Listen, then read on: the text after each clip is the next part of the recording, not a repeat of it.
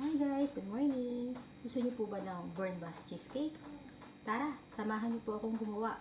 Ito po ang mga ingredients na aking gagamitin.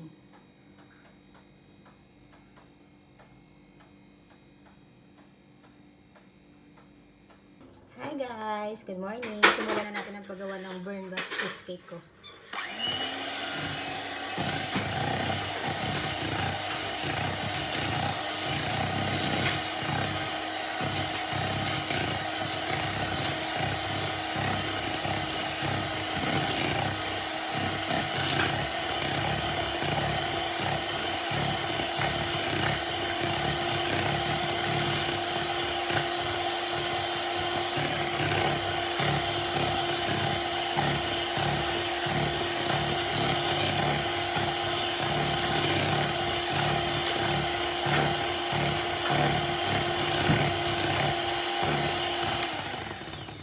Maglagay po tayo ng itlog.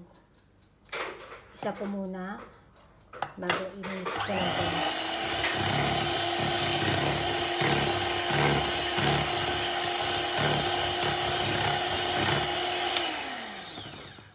Pag mix na po yung egg yolk, ilagay po natin yung pangalawang itlog.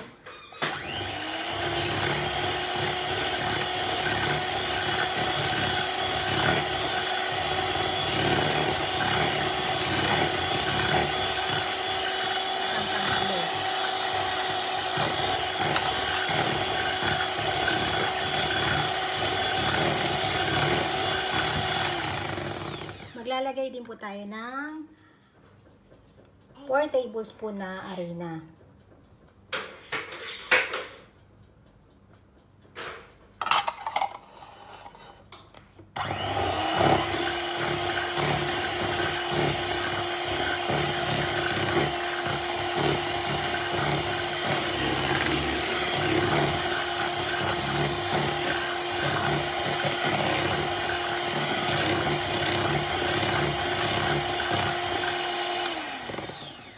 All-purpose cream, isang pakete po ito. Ilagay niyo po lahat. Bali yung cream cheese po, 2 cups po yon. Ang ginamit ko po, hindi po yung nakapak. Ang ginamit ko po yung nakabote. Kasi yung isang pote po, equivalent na po yun ng 2 cups. Tamang-tama na po yun para dito sa gagawin kong burn bus cheesecake. Taktakin po natin, sayang.